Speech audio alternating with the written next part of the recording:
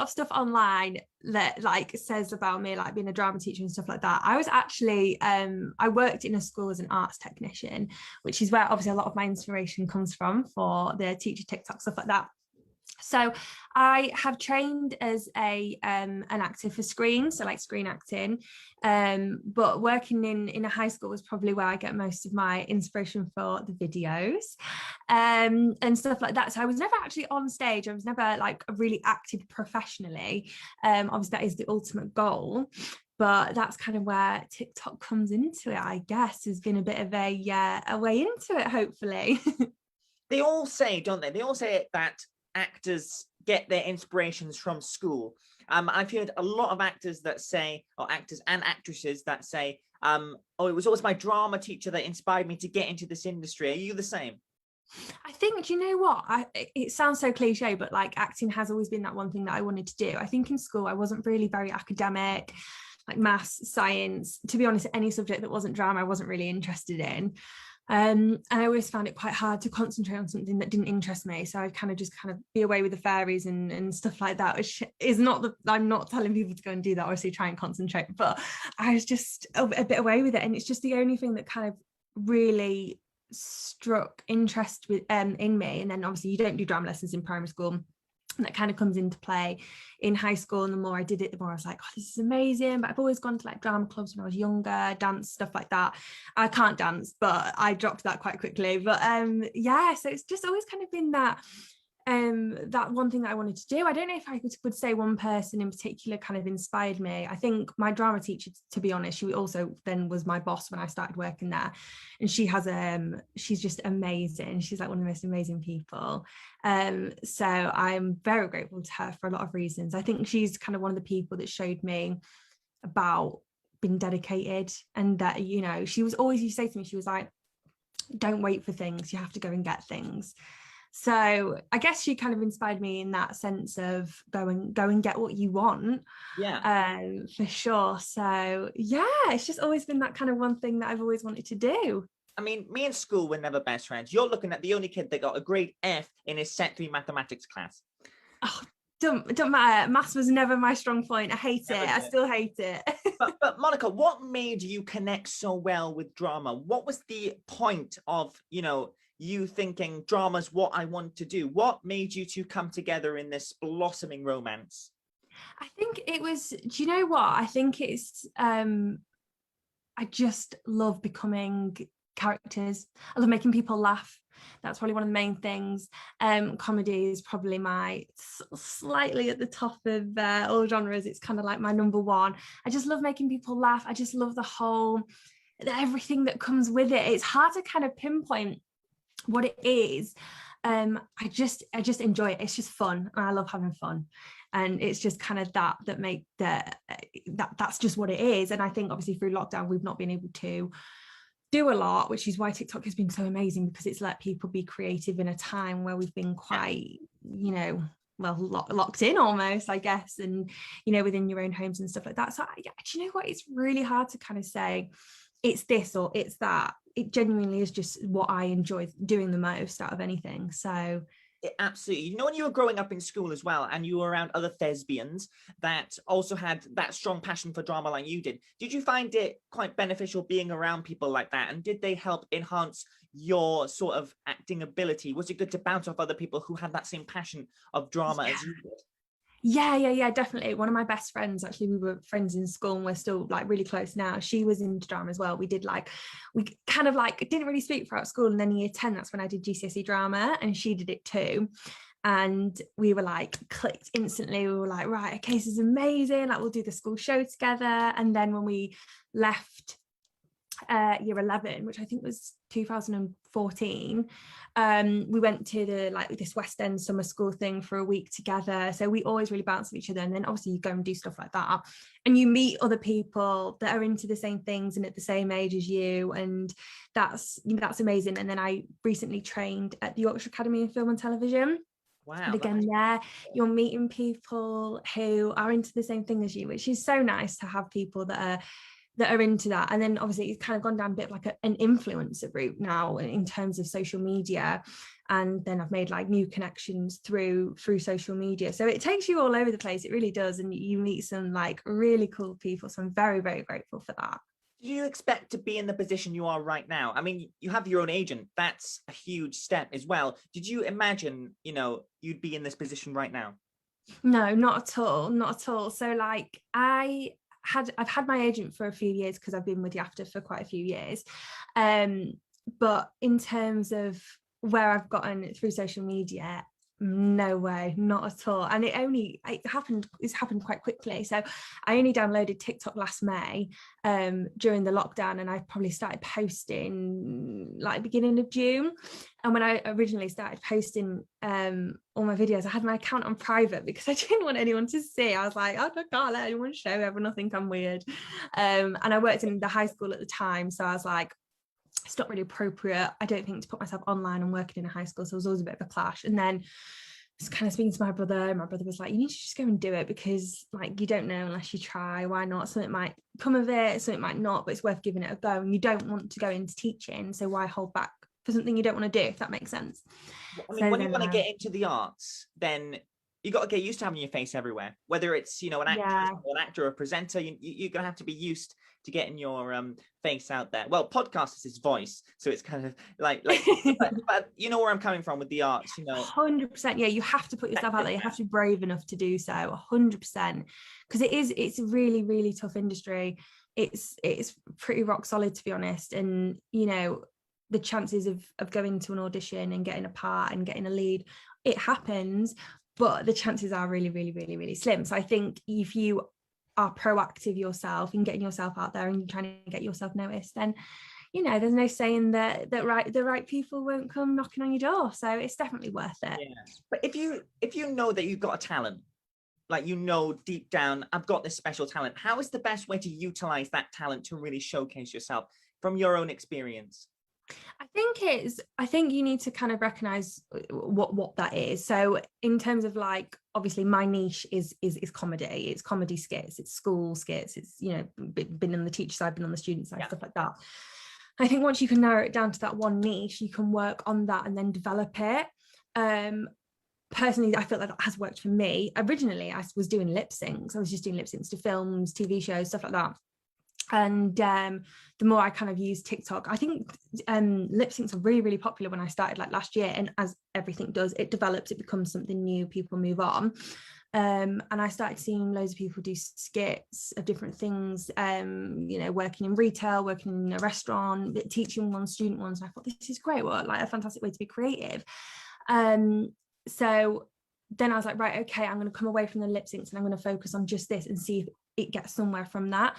So I think if you have a niche, I think it's important to try and build on what you've got and start somewhere and build on that and let it progress, if that makes sense. It definitely so yeah. Oh, we literally were in sync then. We both said so. That was just yeah. that was we just created a drama moment there, Monica, didn't we? It's spotlights on. So speaking of TikTok, when you first joined, what was your expectations of the app, and what were the influences that you kind of checked out that you felt really resonated with yourself and you thought, okay, I don't want to be exactly like them, but I would like to be familiarizing with my content with their content? So when I first I keep always go back to when I worked in a school. The kids would all have TikTok and they'd all say, Miss, have you got TikTok? Miss, have you got TikTok? I was like, no. And whenever like I would like cover a lesson, I'd always see them sneak on it and like do little dances and stuff like that. So that's what I thought TikTok was. Just, doing like dances. And I thought if I was 13, I'd probably love it, but it didn't feel like my age group is on there. And then I used to use Twitter as well, and I would see people would post obviously TikToks onto Twitter, and I thought, okay, like there's obviously like a bit more to this than just dances. And then been in lockdown from March, I think it got to May, and I thought, do you know what, all right, I'll give it a go and I'll see what it's about. So I did, and at first I was like, what is this app? Like this is just like crazy, there's just anything and everything on there. So I was a bit like overwhelmed, and I saw people doing lip syncs, but they're just on your For You page, so it's all these like, you know, it's one thing after another. And so I was like, right, okay, let's try and do these lip syncs. There's some incredible people that do lip syncs. There's Cole Anderson, he's really good. Maggie Foster, she does lip syncs. She just was on the show the other day. Who, Maggie was? Yeah, Maggie was on here. Oh, really? Yeah, she's fantastic, isn't she? Like, so funny. And I was like, these are just amazing. And then going on to the skits is kind of what I saw. And then there was this hashtag POV. I was like, what does POV mean? Like, what is this? So I used to type it into the like little search bar, and I was like, oh, it means point of view. So this is the skit, is the point of view of a teacher, point of view of a student, point of view of a waitress, stuff like that. And I literally just used to flick through the whole all the videos. When I typed in POV, I've just watched like there being like American ones, like British ones, and I used to think, oh, these are amazing. And then like, see, you know, obviously like what I do is quite British humor. Yeah. So I would like watch, you know, American ones and be like, oh, that's really funny. I want to put a British twist on that and kind of do like the British version of it, if that makes sense. So yeah, and then I just kind of started doing them, and I was like, oh, this is really fun, because I love acting anyway, and I felt like creating the skits fitted me more than doing the lip syncs. And also the lip syncs took so long. Yeah, they took so long. Like, to do a 1 minute video could take up to 4 hours, because you'd have to do it in chronological order, because otherwise all the timings would get messed up. And I was like, I just don't have the time for this. I don't have the patience anymore. Whereas doing the skits, all you need is an idea, and you press play and you just kind of see where it goes. So yeah. But did you feel when you were on the app that you wanted to create your own unique style of content, your own unique brand? Yeah, I think so. I think as well, like, I think it's quite nice to be like a woman in comedy. I think comedy is quite heavy male based and stuff like that. And I think just having something a bit different, being funny, being a bit silly, is kind of what I wanted to do. I don't really take myself too seriously. I think that's probably the best way to be. So yeah, I don't know, I didn't really have like a game plan. I didn't think like, oh, I want to be this person on TikTok, I want to be known for this or for that. I just want to create funny skits and give people a laugh and just see where it goes. Yeah. As I say, you know, things do develop, and it's not like, right, I'm going to stick with this. It's just wherever it goes. If it leads to somewhere where I didn't think it would, just kind of let it happen and see what works. I think that's the best way to go about things. So the next question is a two-handed question. Okay. So I want you to tell me, Monica, first, what was your most proudest skit? The skit that you released that you thought, wow, okay, that has really skyrocketed me to the stratosphere of the TikTok world. And also, tell me about the very first skit that you did and how you reacted to the reception that skit got. Okay, so my first teaching skit was a drama teacher. That was the character. And it was, do you know what? It was literally like, from what I remember from walking in the first day of year 7, and they said, right, come on in, we're going to sit in a boy-girl circle, take your shoes off. And it's all these things, and you think, why do we need to take our shoes off? And why do you need to sit in a boy-girl circle? Like, what's going on? But it's just, you just do it, don't you? As a kid, you're like, all right, okay. And it was like, right, don't touch the props over there because they're for GCSE, and you know, all this. And that was the first teaching skit I did, and it did quite well. I can't remember what it got, but I remember thinking, oh wow, that's done like really well. That's really good to know that people like that, because I would love to go on to that kind of thing. And then the best one I did was the teacher popping into a classroom to bring out a student. Yeah. Oh, yeah. I think I got like 1.2 million likes, which is like crazy, and definitely done the best. And it was just, that was just a one take one as well, because sometimes I can be a bit of a perfectionist. I'm like, oh no, it's not good enough, but I do find sometimes like I like being a perfectionist, because you know, you have people that are like, oh, why do you have to take it so seriously? But if you want the best possible product, like I'm the same with my shows. It has to be spot on. If I don't like something, then it's out, and I cut it out and I make it better. So I completely see where you're coming from about you know, how to perfect what you're doing, because if you want people to see your work, you want that best possible product, don't you? You want the quality, don't you? Yeah. So, but sometimes I do feel like the kind of raw, the better. So if you can get it in, you kind of have a bit of a plan, right? Okay, let's say the PE teachers on lunch duty, what would they kind of do? Okay, well, I feel like she would be holding an apple, and maybe she would be, chucking the apple and she drops it, something like that. So I'll go, right, okay, and then I'll just press record and kind of just like improvise. Sometimes I feel like that's better, but then I might do it and I think, like, do you know what, like, it's not quite right, or like it's a little boring, or there's not enough been said. So I kind of just work with what I've got and see. But obviously 1 minute, sometimes it feels like such a long time and sometimes it feels like no time at all. So I usually just kind of let the camera run until it stops.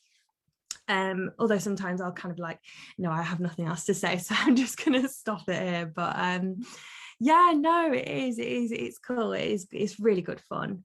I think it's beneficial as well, the fact you work in a school, and for example, there's loads of different teachers. You mentioned PE teachers, maths teachers. Would you see yourself, when you're working in that environment, looking at other teachers' characteristics to embody that character? So seeing how PE teachers do their lessons, seeing how English teachers do their lessons, and you take those little things together, and that helps you come up with that perfect skit. Yeah, I do. And I think other people feel like that as well. Like, I think it's as if these teachers of subjects have specific personalities, and it's really funny. And when I do just like the average teachers, so say it's not a specific lesson, it's just like, right, okay, boys, why have we not got our blazers on? I always get comments being like, she would definitely be an English teacher. I think people have kind of pictured it as an English teacher, but definitely I think, you've got the PE teachers, which are kind of almost friends with the kids. It's like, my netball girls, and we're a team and we're all really good friends. And then you've got, I'd say, like drama teachers who are a bit more eccentric and a bit like, yeah. But do you know what I find that like IT teachers scare me. IT teachers shout. They shout. They've got a voice. They've got a really, really, really loud voice. I feel like drama teachers can flip their lid quite quickly. 1 minute they're like in a good mood, the next minute they're like, okay, don't speak. I feel like it's just my IT teacher. His name was Mr. Murphy, but we called him the Murfinator in a spoof of the Terminator, because he just walk around and he had no facial expressions. And there was one time he walked out and he said, "I'll be back." So we thought, yeah, definitely. Yeah. How could we not see that coming? You're onto something there. That's yeah. You just know, don't you? There's something weird going on with him. But yeah, no, it's mad, these kind of personalities that you kind of picture coming with the subjects. I remember I did a maths teacher once, and I was like, right, she'd wear a cardigan and she's going to have some tissue up her sleeve, which she's going to pull out and wipe her nose and put back in. And then people were like, why do they always have a tissue? And it's like, they probably don't, but you just kind of picture these like characteristics with these certain teachers. Yeah. So describing the support you've been getting from your TikTok journey, from family to also school, I'm quite intrigued to know what the school thinks about it. Have the kids been pestering you about what content to create? Because it's obvious they must have come across you, because TikTok's so big in schools. So describe me, Monica, what the support has been like for you. So when I kind of first started doing the teaching skits, and obviously I quit my job at the school, and I was like, right, I need to come away from that. I would get a lot of comments from the kids being like, you used to teach me, and like, this used to be my drama teacher. And I think they were like, and then other people were replying, be like, no, she didn't teach you. And they're like, well, she did. And then there'd be like little arguments between these kids as to whether I taught them or not.